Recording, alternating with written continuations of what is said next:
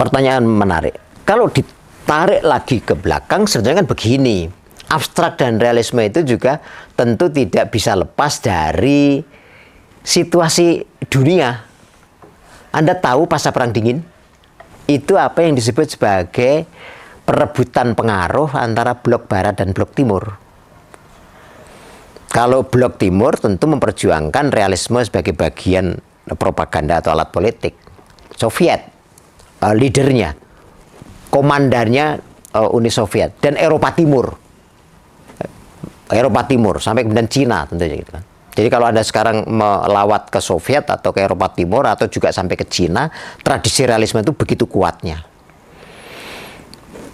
Di satu sisi kemudian sebagai kampanye tentang humanisme universal, maka Amerika mencetuskan apa yang disebut sebagai abstrak ekspresionisme.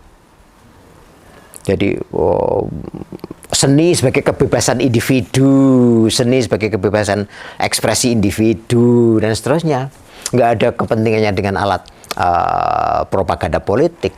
Tidak ada, karena itu kalau Anda menyusuri lebih detail nanti bagaimana perebutan pengaruh ini termasuk pengiriman-pengiriman undangan-undangan kepada negara untuk mengirim seniman-seniman ke di satu sisi ke timur, di satu sisi ke barat. Jadi misalnya kalau di Indonesia misalnya Pak Bagong itu bisa dapat undangan ke Soviet tapi juga dapat undangan ke Amerika. Kalau undangannya itu sebelum 65 bisa nggak pulang tuh gitu. Tapi kalau undangannya setelah 65 ya dimanfaatkan dua-duanya, kira-kira gitu kan. Ya, jadi itu. Jadi Indonesia tentu berada dalam turbulensi itu. Apakah seniman menyadari itu? Tentu ini harus melakukan riset yang lebih seksama.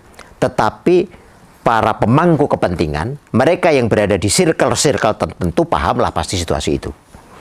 Gitu. Jadi saya menduga tentu orang seperti Abbas Ali Basyah, Bagong Kussudiardja, Kusnadi, Sudarmaji, para birokrat kesenian pahamlah pasti situasi itu. Ya. Seniman di akademisi yang punya akses informasi dengan cepat, mungkin punya teman di luar yang dapat kiriman buku atau apa, ya dapat info itu.